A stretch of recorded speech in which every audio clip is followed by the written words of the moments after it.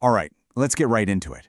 Today we're diving into a really fascinating and honestly pretty provocative theory about what can happen after a relationship is over. It's an idea called the phantom relationship, and it lays out a very specific emotional timeline that's supposed to follow a separation. It's a wild concept, so let's unpack it. You know, this one sentence from the source material, wow, it just gets right to the core of this whole thing. It perfectly captures that gut punch moment, right? When you automatically turn to share a joke or a story with someone who just isn't there anymore, and that feeling that follows, that you blew up your life for a fantasy. That's the emotional puzzle we're going to piece together today. So what is this phantom relationship exactly? Well, the source uses this really powerful metaphor of a phantom limb. Think about it. An amputee can sometimes still feel an itch or a pain in a limb that's, well, it's gone. This theory suggests that a relationship can be the same way. The actual connection is severed, but the feeling of it, the sensation, it just hangs around like a ghost. Okay, so here's the thing.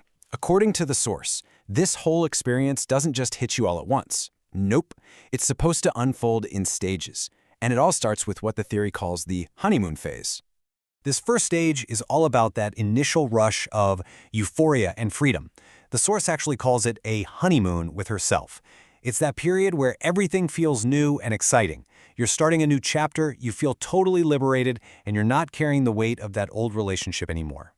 And this slide right here, this is basically the roadmap for the entire theory. It shows you the whole journey. We start with that honeymoon phase we just talked about, then things shift to a really critical turning point called the reckoning, and it all leads to this final stage that the source calls existential panic. So let's dive into that second step, because it's a big one. So after that initial high, the theory says there's a huge shift. And we're not just talking about a slow, gentle come down.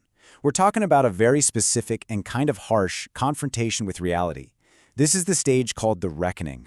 Now, what's really interesting here is just how specific this is. The source doesn't just say sometime later. It actually pinpoints this reckoning to a really precise window, 6 to 8 months after the separation. It argues that this is the moment when all that initial excitement starts to fade, and a much tougher reality begins to sink in. And here's another one of those incredible metaphors. You know that idea of the grass being greener on the other side? Well, this theory says that at the 6 to 8 month mark, that's when you discover the grass is actually artificial turf. It's this moment of profound disillusionment, where the fantasy you had about your new life just crashes head-on into a much messier reality. So when that realization starts to dawn, it leads directly into the next part of this. See, that inner disappointment creates this huge outer pressure to keep up appearances, which leads to something the source calls performance exhaustion. This slide just captures that internal conflict perfectly. On the outside, there's the public performance. You're projecting confidence, you're happy, you're trying to prove to everyone, and maybe to yourself, that you made the right call. But privately, on the inside, the theory says there's this growing, gnawing regret that you might have made a huge mistake. And the energy it takes to maintain that split, it's just exhausting.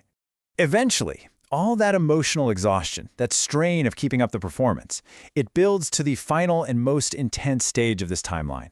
It's a drop into something way deeper and way scarier than just simple regret. Existential panic. Yeah, I mean, the name alone tells you how serious this is. This is described as the moment where the full weight of that phantom limb is truly felt. That realization from the opening quote that you might have blew up your life for a fantasy, it becomes overwhelming. This is the end of the timeline, where the public performance finally cracks and that private reality just takes over completely. So let's just do a quick recap of the theory. The core idea is that a phantom relationship can linger after a breakup.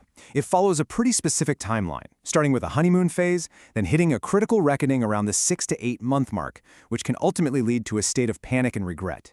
And that brings us to our final thought for today, and it's a big one. This whole idea, this entire theory, is built on that metaphor of a phantom limb. So the question it really leaves you with is powerful. If a connection can haunt us like that, what does it really say about love, about loss, and about the pieces of other people that stay with us long after they're gone? Something to think about. Thanks for joining me.